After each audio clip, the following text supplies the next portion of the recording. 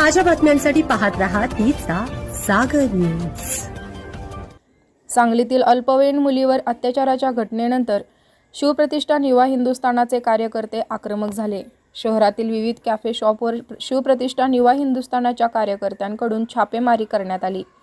Police मुख्यालय परिसरातील काही कॅफे शॉपवरही कार्यकर्त्यांनी भेट देत पाहणी केली। कार्यकर्ते पोहोचल्याचे समजताच अनेक कॅफे शॉप बंद असल्याचे दिसून आले। काही ठिकाणी दुकाने उघडून आतमध्ये पाहणी करण्यात आली। यावेळी काही आक्षेपार्ह साहित्य घटनास्थळी आढळून आल्याचा दावा शिवप्रतिष्ठान युवा हिंदुस्थानाच्या पदाधिकाऱ्यांनी केला। विश्रामबाग परिसरातील काही कॅफे शॉपमध्ये आक्षेपार्ह प्रकार सुरू असल्याबाबत यापूर्वी पोलिसांकडे तक्रार करण्यात आली होती, मात्र त्यावर कारवाई न झाल्याने संतप्त झालेल्या शिवप्रतिष्ठान युवा हिंदुस्थानाच्या कार्यकर्त्यांनी ही कारवाई केल्याचे सांगितले। या प्रकारानंतर विश्रामबाग पोलिसांनीही हालचाली सुरू केल्या असून संबंधित कॅफे शॉपची माहिती घेण्यास सुरुवात केली आहे। ब्युरो रिपोर्ट तिचा जागर न्यूज।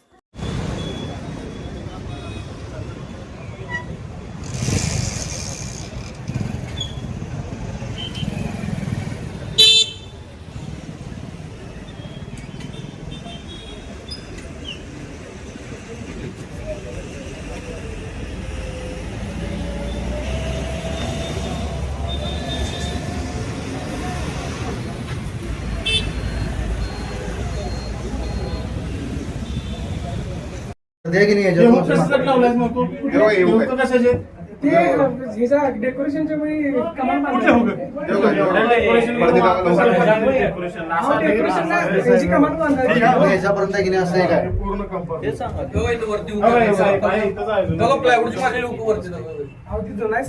अनइन्स्टॉल करून त्यानं ठेवलंय। आणि दुसरी गोष्ट आहे, वरती 400 रुपये घेऊन वरती सोडायचं प्रायव्हसी म्हणून।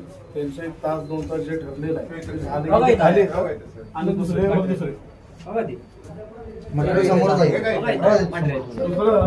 रजिस्टर आहे तुझ्याकडे